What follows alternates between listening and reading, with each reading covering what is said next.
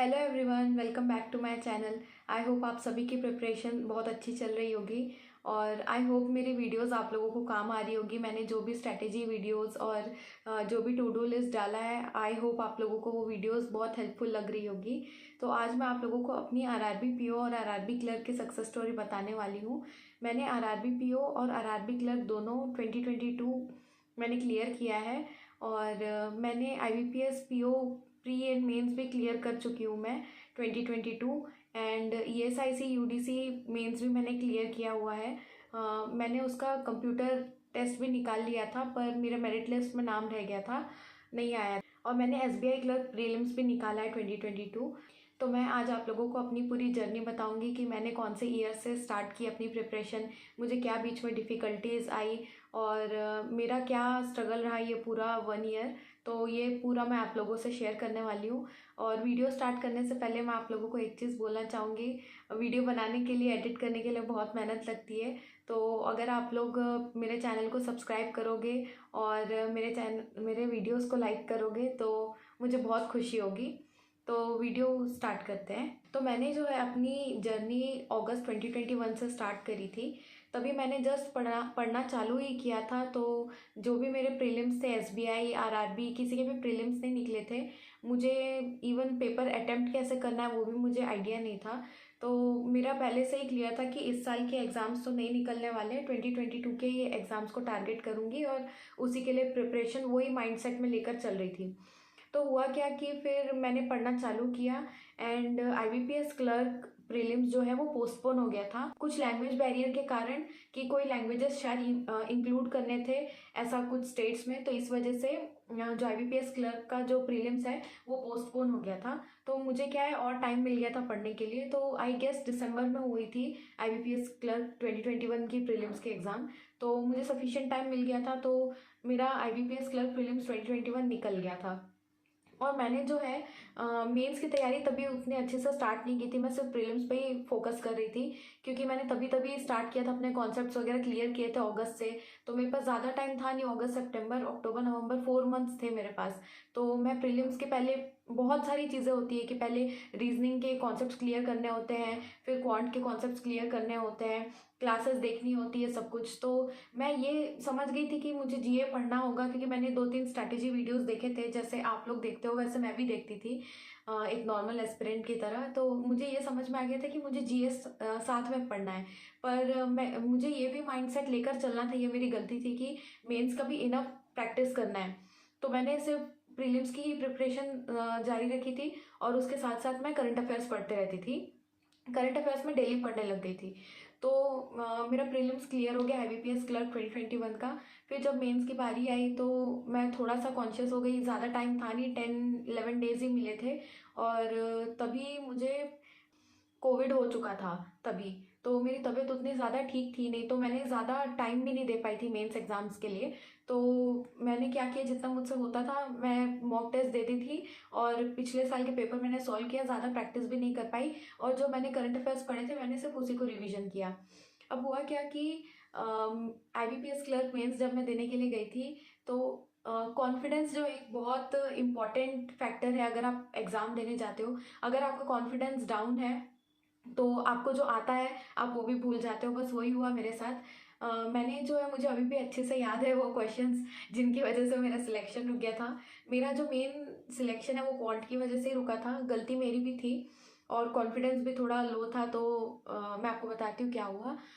Venn diagram जो होता है उसका डीआई मैंने ज़्यादा प्रैक्टिस नहीं किया था। तो मुझे बेसिक क्वेश्चन आता था पर मेरे माइंड में ऐसा था कि अगर वेन डीआई आएगी तो मैं स्किप कर दूँ। और जो मैंने लास्ट ईयर का क्वेश्चन पेपर देखा था तब मैंने देखा था एडवांस क्वाड्रेटिक भी आई हुई थी। तो मैंने सोची कि ठीक है, 1-2 क्वेश्चन ही आते हैं, तो वो भी मैंने स्किप कर दिया। और मेंस लेवल की प्रैक्टिस वैसे भी ज़्यादा थी नहीं। तो ये थोड़ा सा ओवर कॉन्फिडेंस बोल सकते हैं या गलती बोल सकते हो मेरी कि ये नहीं करना था, अवॉइड कर दिया मैंने कुछ टॉपिक्स को। तो हुआ क्या कि मेंस में 5 questions advance, 4 to 5 questions advance quadratic के आ गए, वेन डीआई आ गई और अरिथमेटिक बेस्ड मिक्सचर एलिगेशन वाली डीआई आ गई। और अभी मैं देखती हूँ वो पेपर तो ऑब्वियसली वो बिल्कुल भी टफ नहीं था, क्वांट वो बहुत ईजी था। गलती मेरी थी क्योंकि मैंने स्किप किया। अब हुआ क्या, वेन डीआई जो थी बहुत ही बेसिक लेवल की आई थी, बहुत मतलब बहुत ही बेसिक लेवल की आई थी। पर मैं डर गई कि मैंने तो इसको ज़्यादा प्रैक्टिस नहीं किया, अगर नेगेटिव मार्किंग हो गई तो मैंने वो वेंडीआई 4 to 5 क्वेश्चंस थे वो मैंने छोड़ दिया। एडवांस क्वाड्रेटिक मैंने जो ओवर कॉन्फिडेंस से छोड़ा था कि नहीं आएगा, वो भी आ गया, वो भी मेरे 5 मार्क्स वैसे ही चले गए। उसके बाद जो है मिक्सचर एलिगेशन की एक डीआई थी, मुझे अच्छे से याद है, ABC वेसल्स था, मिल्क इज टू वाटर का कुछ रेशियो था। अब मेरा ऑलरेडी कॉन्फिडेंस डाउन हो गया था ये देखकर कि वेंडीआई आई हुई है वो मैं नहीं अटेम्प्ट कर पा रही हूँ, और एडवांस क्वाड्रेटिक के क्वेश्चन है वो भी मैं अटेम्प्ट नहीं कर, तो मेरा मोरल डाउन हो गया था कि शायद मेरे हाथ से पेपर निकल गया, और माइंड में आना चालू हो जाता है तो आपकी एफिशिएंसी वैसे ही गिर जाती है, आपका दिमाग थोड़ा ब्लैंक हो जाता है। तो मैं भी वैसे ही डिमोटिवेट हो गई कि शायद ये पेपर मुझसे नहीं निकल पाएगा। और फिर भी मैंने जो मिक्सचर एलिगेशन बेस्ड जो डीआई थी वो मैंने सॉल्व की, मैंने पूरा टेबल बनाया, पर फिर भी पता नहीं क्यों मुझे कॉन्फिडेंस नहीं आ रहा था, और एक कोई एंट्री मेरी गलत हो गई थी क्योंकि मैं बहुत पैनिक करने लग गई थी कि अब मुझे क्वेश्चंस नहीं मिल रहे ढंग से, क्या मैं सॉल्व करूं। अब फिर मुझे लगा कि अब तो नेगेटिव मार्किंग हो जाएगी, मेरे क्वेश्चंस भी सॉल्व नहीं हो रहे थे उस डीआई के, तो फिर मैंने वो भी छोड़ दिया। कुल मिला के मुझे अभी भी याद है मैंने 14 क्वेश्चन अटेम्प्ट किए थे, जिसमें से 1 क्वेश्चन मेरा गलत हुआ था, और लोगों के तभी क्वांट में गुड अटेम्प्ट्स 20+ थे। तो आप सोच सकते हो मैंने कितना बड़ा ब्लंडर किया ये सब छोड़ के। बहुत बुरा लगा मुझे, क्वेश्चंस तो अभी भी याद है जो जो मैंने गलती की थी। तो ऑब्वियसली 1 अप्रैल को रिजल्ट आया, और मेरा 0.87 मार्क्स से रह गया।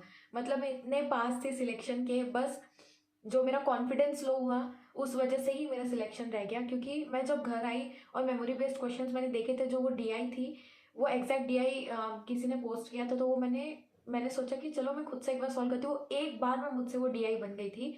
मुझे इतना रिग्रेट हुआ कि अभी मुझे 1 साल हो गए रहते ज्वाइन किए हुए।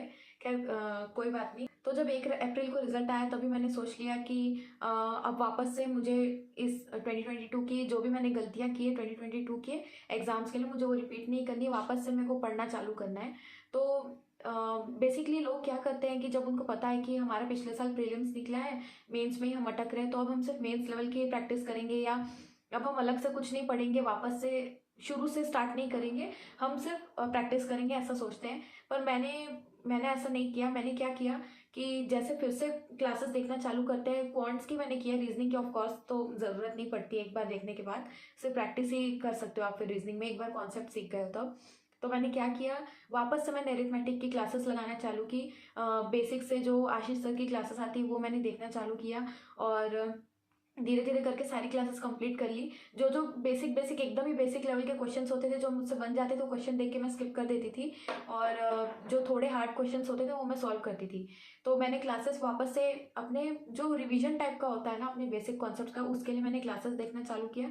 क्लासेस मैंने ख़त्म कर ली। उसके बाद मैंने वेन डीआई की अलग से क्लासेस लगाई, वो मैंने देखी। और आगे मैं बताती हूँ मैंने मेंस के लिए भी मैंने क्या क्या किया था। अभी मैं प्रीलिम्स ये बेसिक में आपको बता रही हूँ। उसके बाद मैंने क्या किया, जब मेरी क्लासेस हो गई तो मैंने बुक सॉल्व करना चालू किया। मैं उसके वो जो मैंने बुक सॉल्व की थी उसके ऊपर एक मैं रिव्यू वीडियो डाल चुकी हूँ, और एक और बुक है उसके ऊपर भी टेक्स्ट बुक की, वो भी मैं आगे चल के वीडियो डालूंगी उसके ऊपर। तो मैंने बुक सॉल्व करना चालू कर दिया। मैंने हाई लेवल क्वेश्चंस चालू किए। अब फिर जब मुझे समझ में आ गया था कि मेरी प्रीलिम्स लेवल की प्रिपरेशन हो चुकी है ढंग से, तब मैंने मेंस लेवल की प्रिपरेशन चालू की। मैं करंट अफेयर्स भी साथ साथ में पढ़ती थी, और मैंने रिवीजन कर लिया था अपना क्वांट्स का, एरिथमेटिक का पोर्शन, और प्री के मॉक्स देती थी मेंस लेवल के लिए। इस बार जो पहली गलती मैंने की थी कि मेंस लेवल की प्रैक्टिस नहीं की थी।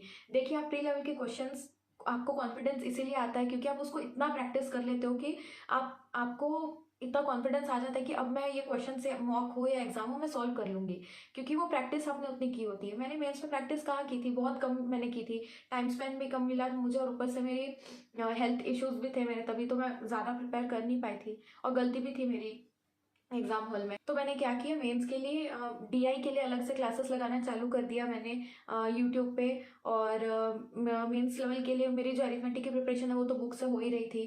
फिर उसके बाद मैं जो है मेंस के जो प्रीवियस ईयर क्वेश्चंस है उसको मैंने सॉल्व करना चालू किया वापस से, और मुझे वही क्वेश्चंस वापस से मिले। एक गाइडली की पीडीएफ थी, उसमें प्रीवियस ईयर क्वेश्चन पेपर जो मेमोरी बेस्ड होता वो था, तो वही एग्जैक्ट वेन डीआई, वही जो मिक्सचर एलिगेशन बेस्ड जो डीआई थी वो सब मुझे वापस से वो क्वेश्चंस दिखे जो मैं सॉल्व नहीं कर पाई थी। तो फिर वापस से मैंने उनको सॉल्व किया। उसके बाद मैंने पीडीएफ्स वगैरह भी सॉल्व किए, बुक सॉल्व की, बहुत प्रैक्टिस की, बहुत मतलब मेंस लेवल की इतनी प्रैक्टिस कर ली कि मुझे समझ में आ गया कि अब मेंस में जैसे मैं टेस्ट देती थी, मॉक टेस्ट, तो ये क्वेश्चंस को स्किप करना है, ये क्वेश्चंस को अटेम्प्ट करना है, तो वो मैंने सीख लिया। तो मैं साथ ही में प्रीलिम्स की जो है प्रैक्टिस भी करती थी ताकि स्पीड मेरी बनी रहे। तो जो जो लोग इस साल के बैंकिंग एग्जाम्स को टारगेट कर रहे हैं, मैं उनके लिए एक बात ये बोलना चाहूँगी कि आपको हमेशा प्रीलिम्स और मेंस को साथ में लेकर चलना है। मैंने ये सोचा था कि प्रीलिम्स और मेंस को मैं साथ में लेकर चल रही हूँ, मतलब मैं सिर्फ जीए कर लूँगी और मेंस लेवल के क्वेश्चन मैं बाद में लगा लूँगी, तो ये मेरी प्रिपरेशन है। तो ये जो मैंने गलती की थी आप बिल्कुल मत करिए। Mains level DI, previous year question papers और जो भी मेंस लेवल की प्रैक्टिस मटेरियल है वो अभी से, मतलब आपका प्रीलिम्स की जो पढ़ाई है वो अच्छे से आपकी पकड़ बैठ गई है, प्रीलिम्स में आपके मॉक टेस्ट में अच्छे मार्क्स आ रहे हैं, तो आप मेंस का स्टार्ट कर दीजिए। डीआई हो, जीके हो, जो भी हो आप स्टार्ट कर दीजिए। वेट मत करिए बिल्कुल कि प्रीलिम्स निकलेगा तो मैं मेंस के लिए पढ़ना चालू करूँगी, क्योंकि देखिए मैंने भी यही सोचा था। थोड़ा बहुत मैंने प्रिपरेशन किया था मेंस का, थोड़ी बहुत डीआई मैंने लगाई थी, पर क्या हुआ कि मेरे प्रीलिम्स निकलने के बाद का जो मेरे पास टाइम था मेंस क्लियर करने के लिए, मेंस के पढ़ने के लिए, उस टाइम पे मेरी तबीयत खराब हो गई। तो इसीलिए प्रिपरेशन को पहले से आप जितना रखोगे, मेरा एडवाइस यही है, आप मतलब अगर आपकी तबीयत भी उस टाइम पे खराब होती है तो आपको उतना मोरल डाउन नहीं होगा कि मेरे को टाइम नहीं मिला प्रिपरेशन करने का। उसके बाद और सबसे इम्पॉर्टेंट ट्रिक यही है कि आपको प्री और मेंस की जो प्रिपरेशन है वो आप कितने अच्छे से बैलेंस कर पा रहे हो। मेन जो है मतलब एग्जाम निकालने के लिए सबसे इम्पोर्टेंट पॉइंट ये है कि आपकी प्रीलिम्स की भी स्पीड साथ साथ में चलते रहनी चाहिए कि आप प्रीलिम्स का एग्जाम निकाल सको, उतनी अच्छी स्पीड होनी चाहिए। और मेंस लायक जो आपका कॉन्सेप्ट क्लियर होना चाहिए बिल्कुल, कि मैं इसको जो है बेसिक कॉन्सेप्ट मुझे रूट से पता है, ये क्वेश्चंस को मैं स्किप कर दूंगा और ये क्वेश्चंस को मुझे बनाना है। वो जो ट्रिक है वो गोल्ड है मेंस का, हाई लेवल क्वेश्चंस का, वो साथ के उसके साथ साथ प्रीलिम्स का होना चाहिए। तो ये बहुत इंपॉर्टेंट होता है। तो जब मैंने 2022 में मैंने सोच लिया था कि मैंने जैसा आपको बताया कि मैंने ऐसा ऐसा प्रिपरेशन चालू किया, तो मुझे अपने आप कॉन्फिडेंस आ गया था कि मेरे प्रीलिम्स तो निकल जाएंगे, आरआरबी के, आईबीपीएस के मेरे प्रीलिम्स तो निकल जाएंगे, इतनी प्रिपरेशन मेरी हो गई है। मेंस लेवल का ऑब्वियसली पहली बार इतने सारे मेंस फेस करना था, तो थोड़ा सा कॉन्फिडेंस मेरा था कि मुझे अभी और प्रैक्टिस करनी है। थोड़ा कॉन्फिडेंस लो रहता है, ये डर लगता है थोड़ा, तो मैंने फिर भी कंटिन्यूसली प्रैक्टिस की। फिर अब ऐसा फेज आया कि मेरा RRB clerk prelims, RRB PO prelims, IBPS clerk prelims तीनों निकल गए। अब जो है तीनों मेंस साथ में आ गए कंटिन्यूअस वीकेंड पे, तीनों के मेंस थे। आरआरबी पीओ का मेंस था पहले, उसके बाद आरआरबी क्लर्क का मेंस था, फिर नेक्स्ट वीक में ही आईबीपीएस क्लर्क मेंस था। मतलब एग्जैक्टली आप देखोगे तो एग्जैक्ट 6 डेज का गैप था। और ऑब्वियसली आईबीपीएस क्लर्क मेंस और आरआरबी मेंस में डिफरेंस होता है कंप्यूटर का। इस बार मैंने क्या किया था 2022 में, मैं मेंस के लिए इतना फोकस हो गई थी कि मेरे को कंप्यूटर पढ़ने के लिए अलग से टाइम नहीं मिला, क्योंकि जीए पढ़ना था, प्रीलिम्स का देखना था, मेंस का देखना था।